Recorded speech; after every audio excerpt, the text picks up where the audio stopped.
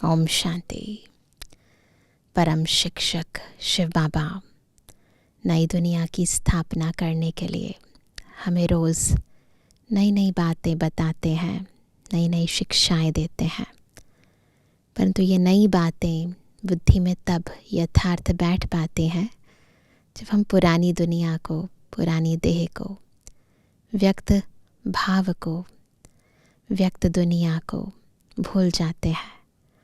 जितना जितना हम अपनी आत्मिक स्थिति में स्थित होते हैं, जितना हम देही अभिमानी बनते हैं, जितना ईश्वरीय याद में मन और बुद्धि एकाग्र होती है, उतना नवीन दुनिया के नज़ारे बुद्धि में स्पष्ट नज़र आते हैं और ये नया ज्ञान यथार्थ रीति बुद्धि में बैठता है और हमारे कर्मों में आता है।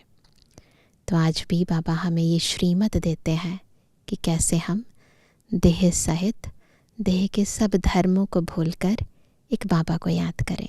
सुनते हैं बाबा के मधुर महावाक्य। आज है 19 फरवरी 2025। बाबा के महावाक्य हैं, मीठे बच्चे, तुमने अब तक जो कुछ पढ़ा है उसे भूल जाओ। जीते जी मरना, माना सब कुछ भूलना। पिछला कुछ भी याद ना आए। जब मर गए तो पिछले जन्म का कुछ याद नहीं आना चाहिए ना। आज का प्रश्न है, जो पूरा जीते जी मरे हुए नहीं हैं, उनकी निशानी क्या होगी? अब चेक करना, हम मरे हैं या नहीं मरे हैं, है ना। उत्तर है, वह बाप से भी आर्ग्यू करते रहेंगे। कभी आता है मन में, बाबा ने ऐसा क्यों कहा, कैसे कहा, ऐसे क्यों नहीं, वैसे क्यों नहीं कहा। शास्त्रों का मिसाल देते रहेंगे। जो पूरा मर गए वह कहेंगे, बाप जो सुनाते वही सच है। इतना विश्वास। हमने आधा कल्प जो सुना वह झूठ ही था, इसलिए अब उसे मुख पर भी न लाएं। बाप ने कहा है, हियर नो ईविल। तो कुछ भी जो ईविल है, बुरा है, दुख देने वाली बातें हैं, पुरानी बातें, उनको नहीं सुनो। आज का गीत है ओम नमो शिवाय। ओम नमः शिवाय। तुम आत सहायक स्वामी सखा, तुम ही सबके रखवारे हो। जिसका कोई आधार नहीं, उसके तुम एक सहारे हो। तुम आत सहायक स्वामी सखा, तुम ही सबके रखवारे हो।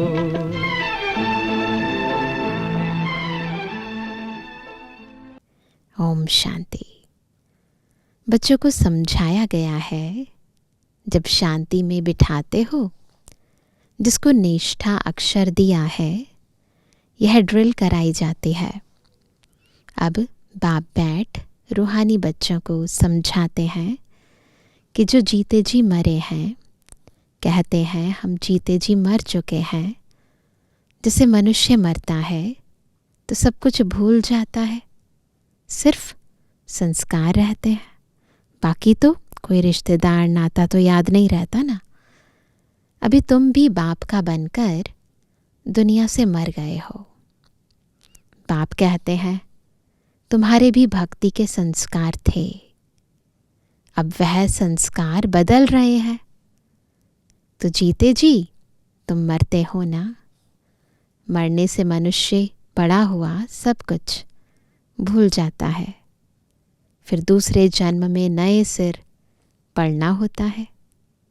बाप भी कहते हैं, तुम जो कुछ पढ़े हुए हो वह भूल जाओ, खुद को भी भूल जाओ, संबंधों को भी भूल जाओ, और जो पढ़ा है वो भी भूल जाओ।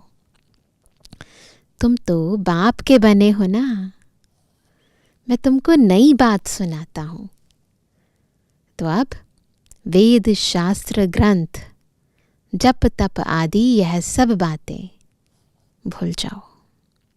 इसलिए ही कहा है hear no evil see no evil. कुछ भी इसमें देह भान है, हर बात भूल जाओ। यह तुम बच्चों के लिए है। वो तो दुनिया में भी बोलते हैं ना, hear no evil see no evil. हम तो कहते हैं थिंक नो इविल और डू नो इविल भी कहते हैं। तो ये हमारे लिए है। कई बहुत शास्त्र आदि पढ़े हुए हैं, पूरा मरे नहीं हैं तो फालतू आर्ग्यू करेंगे। मर गए फिर कभी आर्ग्यू नहीं करेंगे। कहेंगे बाप ने जो सुनाया है वही सच है। जो पूरा बाबा के बन जाते हैं, फिर वो दुनियावी बातें बुद्धि से बिल्कुल खत्म कर देते हैं, क्योंकि सत्य मिल गया ना, फिर झूठ ना रहे बुद्धि में। तो बाबा कहते हैं, कहेंगे बाप ने जो सुनाया है वही सच है, बाकी बातें हम मुख पर लाए क्यों? बाकी और दुनियावी बातें बाबा वो चाहते हैं कि हमारे मुख पर भी ना आए, तो बाकी बातें हम मुख पर क्यों लाएं? बाप कहते हैं यह मुख में लाओ ही नहीं, है ना जिक्र करो ना फिक्र करो। हियर नो इविल, सुनो भी नहीं। बाप ने डायरेक्शन दिया ना, कुछ भी सुनो नहीं। सुनेंगे तो मंथन चलेगा, फिर बोलेंगे भी, आर्ग्यू भी करेंगे। बोलो, अभी हम ज्ञान सागर के बच्चे बने हैं, तो भक्ति को क्यों याद करें? हम एक भगवान को ही याद करते हैं। बाप ने कहा है भक्ति मार्ग को भूल जाओ। मैं तुमको सहज बात सुनाता हूँ कि मुझ बीज को याद करो तो झाड़ सारा बुद्धि में आ ही जाएगा। तुम्हारी मुख्य है गीता, गीता में ही भगवान की समझानी है। अब यह है नई बातें। नई बात पर हमेशा ज़्यादा ध्यान दिया जाता है भी बड़ी सिंपल बात। सबसे बड़ी बात है याद करने की, सबसे इम्पॉर्टेंट बात भी है याद करने के लिए। इसलिए बाबा रोज़ रोज़ बार बार कहते हैं सबसे बड़ी बात है याद करने की। घड़ी घड़ी कहना पड़ता है, मन मना भाव भूल जाते हैं, याद खिसक जाते हैं ना। बाप को याद करो, यही बहुत गूढ़ बातें हैं। बड़ी बात भी है और गहरी बात भी है ना। इसमें ही विघ्न पड़ते हैं, सब चीज़ इस याद में ही पड़ती है। बहुत बच्चे हैं जो सारे दिन में 2 मिनट भी याद नहीं करते। देखो बाबा उल्हाना दे रहे हैं, बच्चे 2 मिनट भी बाबा को याद नहीं करते। बाप का बनते भी अच्छा कर्म नहीं करते तो याद भी नहीं करते, विकर्म करते रहते हैं, बुद्धि में बैठता ही नहीं है।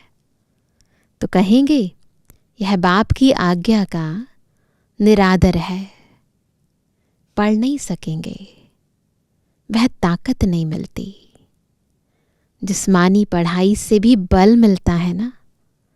पढ़ाई है सोर्स ऑफ इनकम, शरीर निर्वाह होता है सो भी अल्पकाल के लिए। दुनिया में जो हम पढ़ाई पढ़ते हैं उससे बस एक जन्म के लिए, है ना। जब तक हम नौकरी कर रहे हैं तब तक उससे शरीर निर्वाह करते रहते हैं। तो बाबा कहते हैं कहीं पढ़ते पढ़ते मर जाते हैं तो वह पढ़ाई थोड़ी साथ ले जाएंगे। नया जन्म लेंगे फिर दोबारा पढ़ाई पढ़नी पड़ेगी, दूसरा जन्म ले फिर नए सिर पढ़ना पड़े। यहाँ तो तुम जितना पढ़ेंगे ये साथ जाएगी पढ़ाई, वह साथ ले जाएंगे, क्योंकि तुम प्रारब्ध पाते हो दूसरे जन्म में। यहाँ पुरुषार्थ करते हैं और फिर प्रारब्ध पाते हैं। बाकी तो वह सब है ही भक्ति मार्ग। क्या क्या चीज़ें हैं यह कोई नहीं जानते। रूहानी बाप तुम रूहों को बैठ ज्ञान देते हैं। तो रूहानी बाप हम रूहों को बैठकर ज्ञान देते हैं। एक ही बार बाप सुप्रीम रूह आकर रूहों को नॉलेज देते हैं, जिससे विश्व के मालिक बन जाते हो। भक्ति मार्ग में स्वर्ग थोड़ी होता है, अभी तुम धनी के बने हो। माया कई बार बच्चों को भी निधन का बना देती है। छोटी छोटी बातों में आपस में लड़ पड़ते हैं। जैसे किसी के माँ बाप नहीं होते ना, तो बच्चे क्या होता है, आपस में लड़ते हैं। वो कहते हैं यहाँ पर माया भी ऐसे ही करती है, बिल्कुल भुला देती है बाबा की याद, बाबा का ज्ञान। फिर क्या होता है, बच्चे लड़ते हैं। बाप की याद में नहीं रहते तो निधन के हुए ना, निधन का बना तो ज़रूर कुछ ना कुछ पाप कर्म कर देंगे। पाप कर्म का आधार ही है कि बाबा की याद भूल जाती है।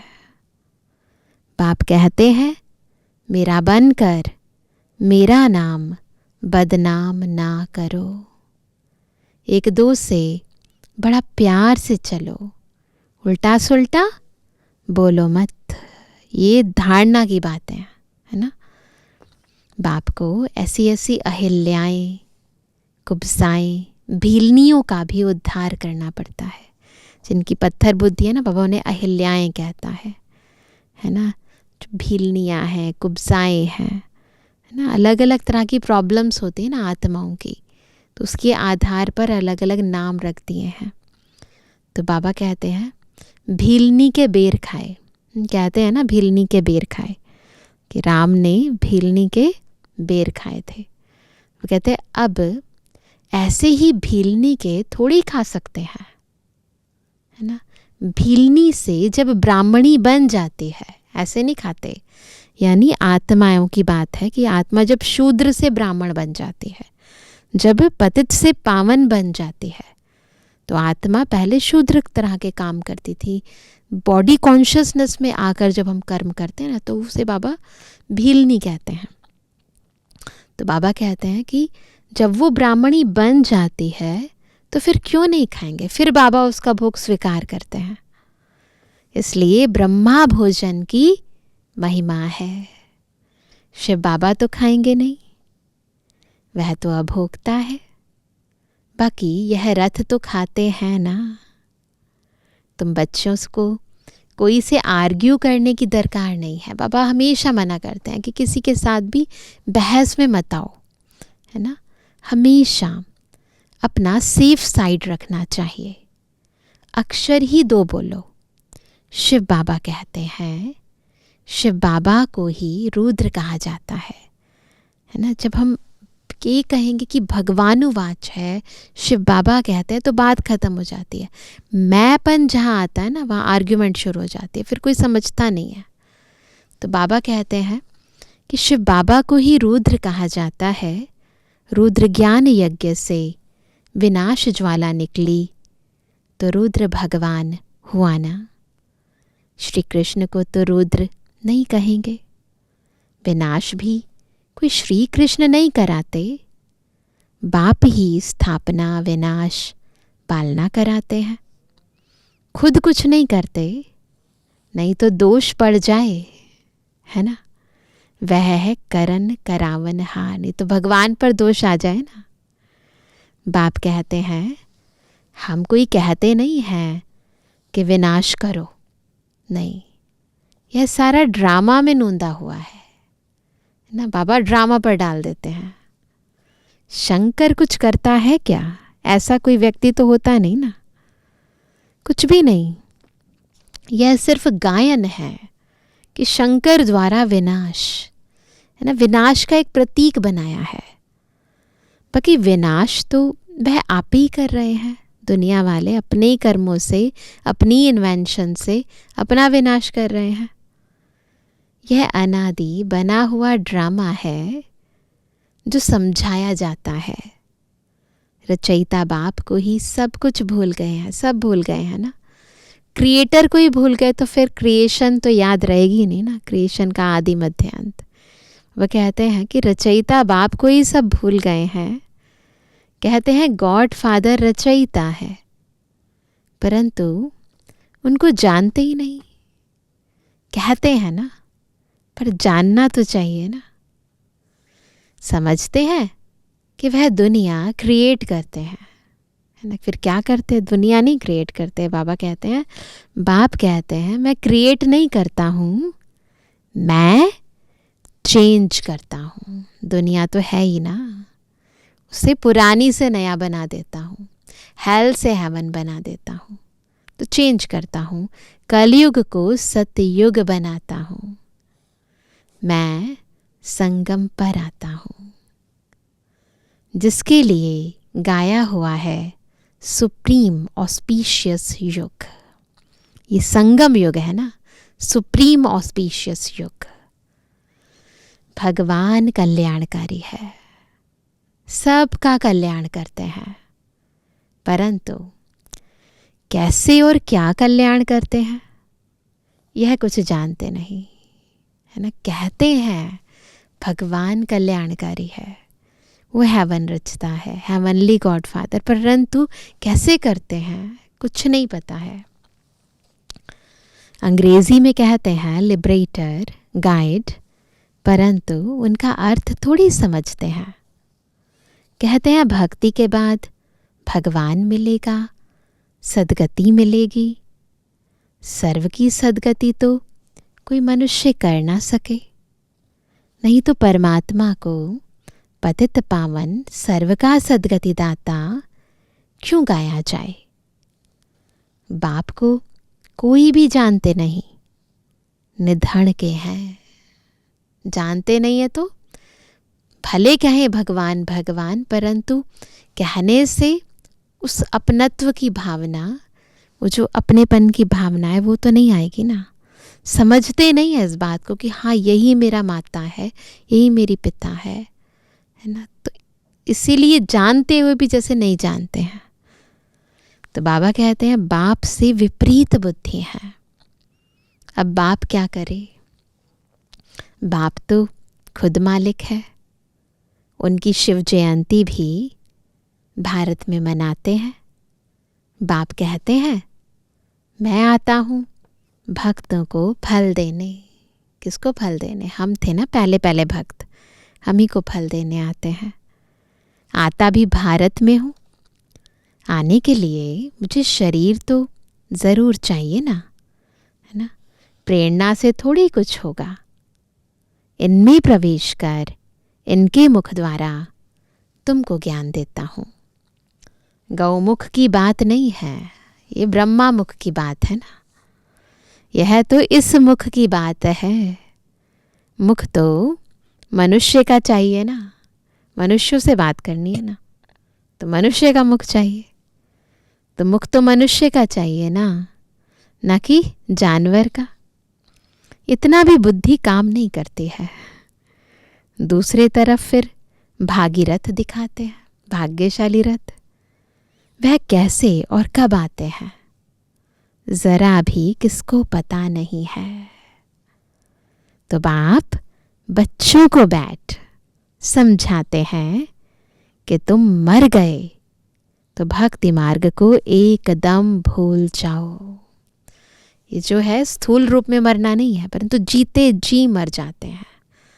पुरानी दुनिया को भूल जाते हैं, बाबा के प्यारे हो जाते हैं, जग से न्यारे हो जाते हैं। लोग मरने के बाद भगवान को प्यारे होते हैं, हम जीते जी भगवान के प्यारे बन जाते हैं। तो अब ने कहा कि तुम मर गए तो भक्ति मार्ग को एकदम भूल जाओ। शिव भगवान उवाच, मुझे याद करो तो विकर्म विनाश हो जाएंगे। मैं ही पतित पावन हूँ। तुम पवित्र हो जाएंगे, फिर सबको ले जाऊंगा। मैसेज घर घर में दो। बाप कहते हैं मुझे याद करो तो विकर्म विनाश होंगे। तुम पवित्र बन जाएंगे। विनाश सामने खड़ा है। तुम बुलाते भी हो, हे पतित पावन, आओ पतितों को पावन बनाओ। राम राज्य स्थापन करो, रावण राज्य से मुक्त करो।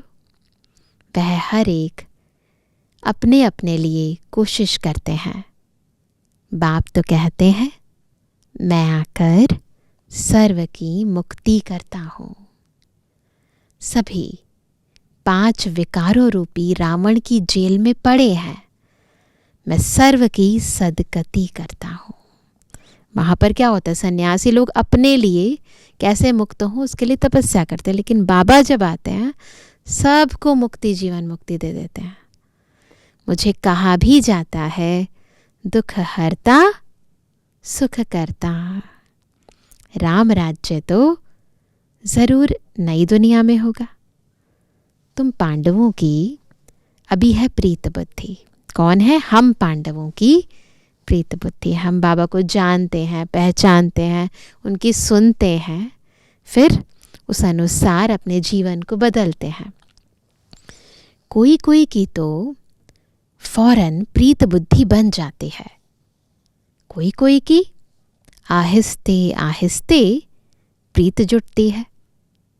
कोई तो कहते हैं बस हम सब कुछ बाप को सरेंडर करते हैं। वैरायटी बच्चे हैं ना बाबा के, सिवाय एक के दूसरा कोई रहा ही नहीं। सबका सहारा एक गॉड ही है। कितनी सिंपल से सिंपल बात है। बाप को याद करो और चक्र को याद करो तो चक्रवर्ती राजा रानी बनेंगे। यह स्कूल ही है विश्व का मालिक बनने का। तब चक्रवर्ती राजा नाम पड़ा है। चक्र को जानने से फिर चक्रवर्ती बनते हैं। यह बाप ही समझाते हैं। बाकी आर्ग्यू कुछ भी नहीं करनी है। बोलो भक्ति मार्ग की सब बातें छोड़ो। बाप कहते हैं सिर्फ मुझे याद करो। मूल बात ही यह है। जो तीव्र पुरुषार्थी होते हैं वह जोर से पढ़ाई में लग जाते हैं। तो देखो हम तीव्र पुरुषार्थी हैं, जोर से पढ़ाई में लग जाओ, बिल्कुल धुन लग जाए। जिनको पढ़ाई का शौक होता है वो क्या करते हैं, वह सवेरे उठकर पढ़ाई करते हैं। भक्ति वाले भी सवेरे उठते हैं। नौधा भक्ति कितनी करते हैं। जब सिर काटने लगते हैं, जब सिर काटने लगते हैं ना, नौधा भक्ति करते हैं ना कि भगवान हमें दर्शन दे दो, तो साक्षात्कार होता है। कितनी मेहनत करते हैं। जब सिर काटने पर आते हैं तब जाके साक्षात्कार होता है। और हमें देखो बाबा कैसे मिल गया। यहाँ तो बाबा कहते हैं यह साक्षात्कार भी नुकसानकारक है।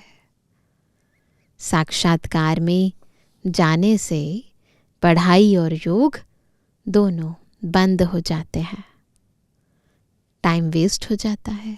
तो बाबा के टाइम तो बहुत ज़्यादा संदेशियाँ जाती थी, फिर बाद में कई संदेशियाँ फिर टूट भी गई। तो वह कहते हैं इससे बहुत टाइम वेस्ट होता है, फिर ज्ञान और योग पीछे रह जाता है। इसलिए ध्यान आदि का शौक तो बिल्कुल नहीं रखना है। यह भी बड़ी बीमारी है जिससे माया की प्रवेशता हो जाती है। जैसे लड़ाई के समय न्यूज़ सुनाते हैं तो बीच में ऐसी कुछ खराबी कर देते हैं जो कोई सुन ना सके। पहले ऐसा करते थे, है ना, कोई ऐसी न्यूज़ आती थी तो कुछ नॉइज़ कर देते थे ताकि सुनाई ना दे। माया भी बहुतों को विघ्न डालती है, बाप को याद करने नहीं देती है। समझा जाता है इनकी तकदीर में विघ्न है। देखा जाता है कि माया की प्रवेशता तो नहीं है, बेकायदे तो नहीं कुछ बोलते हैं, तो फिर झट बाबा नीचे उतार देंगे, है ना। अगर ऐसा करेंगे ना तो बाबा नीचे उतार देते हैं। बहुत मनुष्य कहते हैं हमको सिर्फ साक्षात्कार हो तो इतना सब धन माल आदि हम आपको दे देंगे, है ना। कईयों की ऐसी इच्छा रहती है। बाबा कहते हैं यह तुम अपने पास ही रखो। बाबा कोई सौदा नहीं करते हैं, है ना।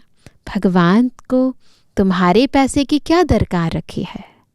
भगवान को क्या करना है पैसे लेकर, है ना? बाप तो जानते हैं इस पुरानी दुनिया में जो कुछ है सब भस्म हो जाएगा। बाबा क्या करेंगे? बाबा पास तो फुरी फुरी यानी बूंद बूंद तालाब हो जाता है। तो बाबा कहते हैं गरीबों की पाई पाई सफल होती है यहाँ। ऐसे नहीं किसी अमीर को साक्षात्कार कराओ और फिर वो सब कुछ लौटा दे, नहीं। यहाँ बाबा कहते हैं बूंद बूंद से इतना बड़ा घट भरता है। तो बाबा कहते हैं बाप के डायरेक्शन पर चलो, हॉस्पिटल कम यूनिवर्सिटी खोलो, जहाँ कोई भी आकर विश्व का मालिक बन सके। 3 पैर पृथ्वी में बैठ तुमको मनुष्य को नर से नारायण बनाना है। परंतु 3 पैर पृथ्वी के भी नहीं मिलते हैं। बाबा के टाइम पर बहुत दिक्कत होती थी। अभी तो देखो बाबा के बड़े बड़े घर हैं। बाप कहते हैं मैं तुमको सभी वेदों शास्त्रों का सार बताता हूँ। यह शास्त्र है सब भक्ति मार्ग के। बाबा कोई निंदा नहीं करते हैं। यह तो खेल बना हुआ है। यह सिर्फ समझाने के लिए कहा जाता है तो फिर भी खेल ना। खेल की हम निंदा नहीं कर सकते हैं। हम कहते हैं ज्ञान सूर्य, ज्ञान चंद्रमा, तो फिर वह चंद्रमा आदि में जाकर ढूंढते हैं। हम तो ज्ञान सूर्य ज्ञान चंद्रमा की बात करते हैं, वो चंद्रमा में ढूंढते हैं। वहाँ कोई राजाई रखी है क्या? जापानी लोग सूर्य को मानते हैं ना, वहाँ सबसे पहले सूर्योदय होता है ना, तो वो फिर अपने आप को सन की कंट्री मानते हैं। हम कहते हैं सूर्यवंशी, वह फिर सूर्य की बैठ पूजा करते हैं, है ना, तो वो तो उस सूर्य की पूजा करते हैं। हम ज्ञान सूर्य की बात करते हैं, सूर्य को पानी देते हैं।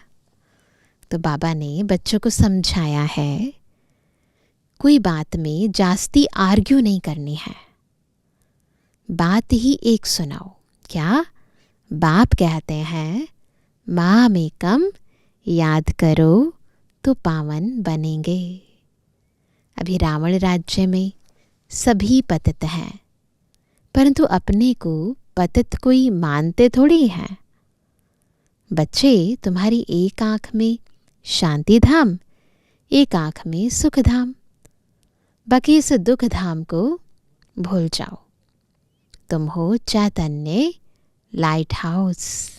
बहुत अच्छा टाइटल मिला। हम क्या हैं? चैतन्य लाइट हाउस।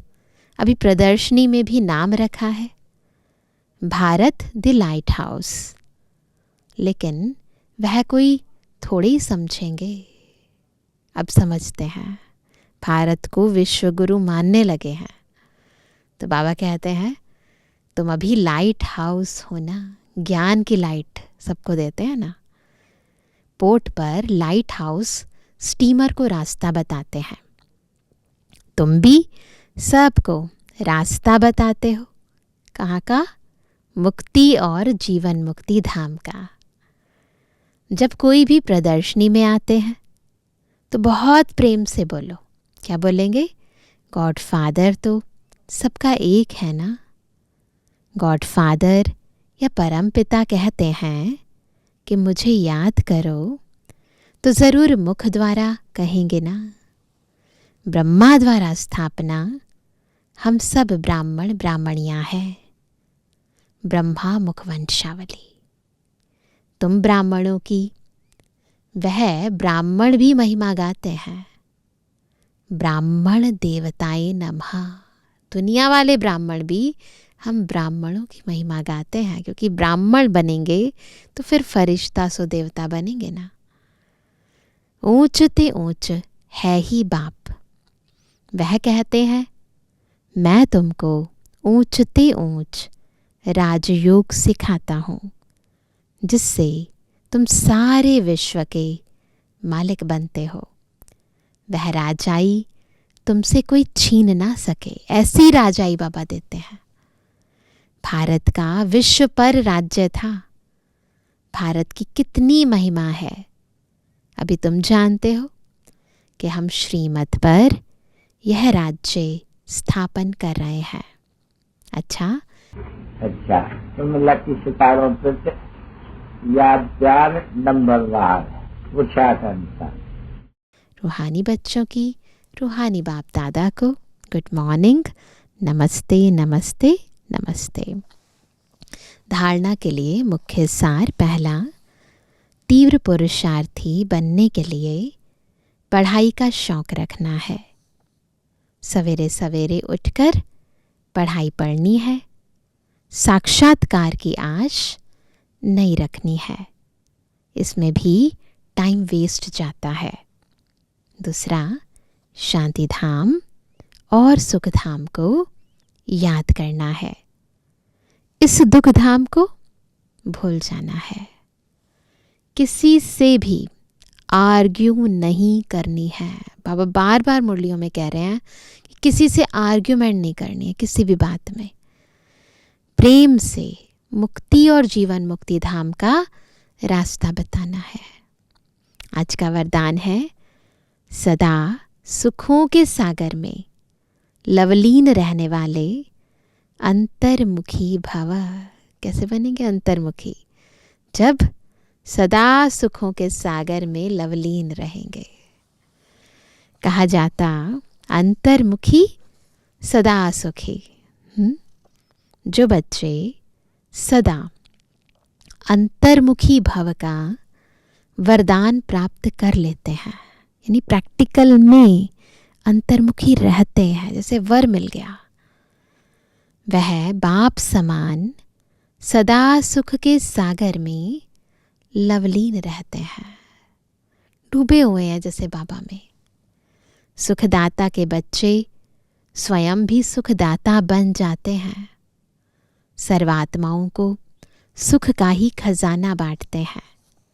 तो अब अंतर्मुखी बन ऐसी संपन्न मूर्ति बन जाओ जो आपके पास कोई भी किसी भी भावना से आए, अपनी भावना संपन्न करके जाए। जैसे बाप के खजाने में अप्राप्त कोई वस्तु नहीं, वैसे आप भी बाप समान भरपूर बनो। तो क्या करना है? सुखों के सागर में लवलीन रहना है। स्लोगन है, रूहानी शान में रहो। तो कभी भी अभिमान की फीलिंग नहीं आएगी। अभिमान आएगा तो अपमान भी होगा, ऐसा लगेगा ना। इसीलिए क्या करना है? रूहानी शान में रहना है। आज का व्यक्त इशारा, एकांत प्रिय बनो, एकता और एकाग्रता को अपनाओ।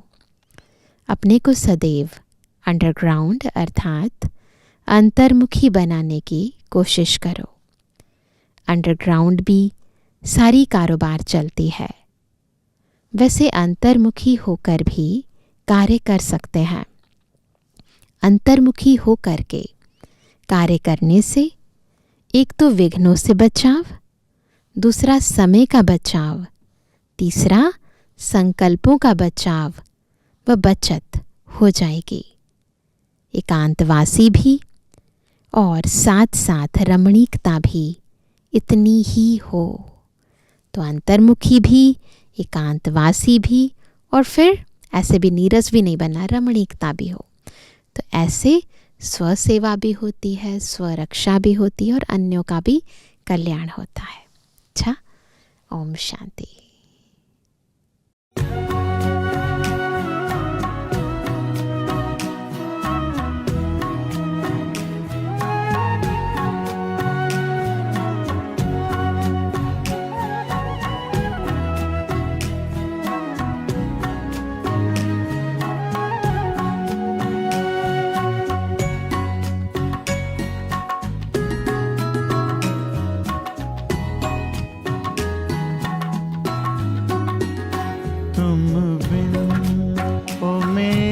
बाबा अब दिल कहीं ना लगता। तुम बिन ओ मेरे बाबा अब दिल कहीं तन है भले यहाँ पर, तन है भले यहाँ पर, मन तो वतन में रहता। तुम बिन ओ मेरे बाबा अब दिल कहीं ना लगता। तुम बिन ओ मेरे बाबा अब दिल कहीं ना लगता।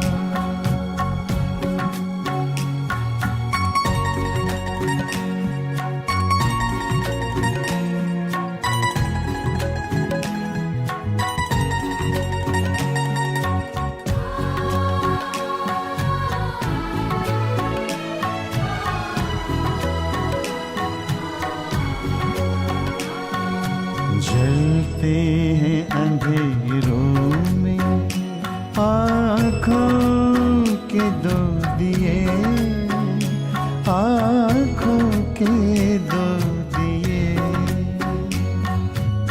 जलते हैं अंधेरों में आँखों के दो दिए, आँखों के दो दिए।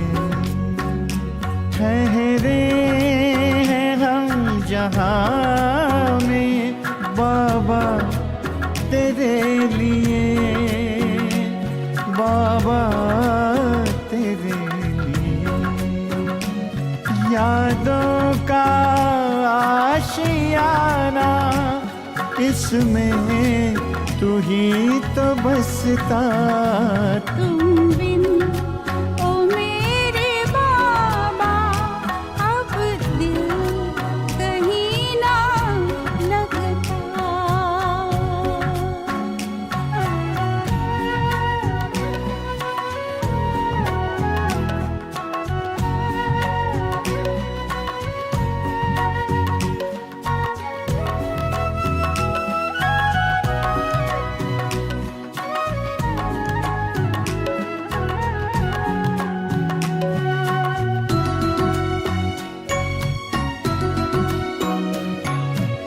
नैना तुम्हें निहारे रहती खुली ये पलकें, रहती खुली ये पलकें।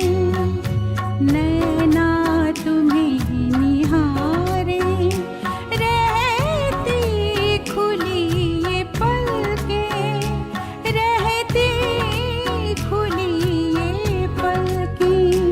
कब आए वो घड़ी जब हम संग तुम्हारे चलते, हम संग तुम्हारे चलते।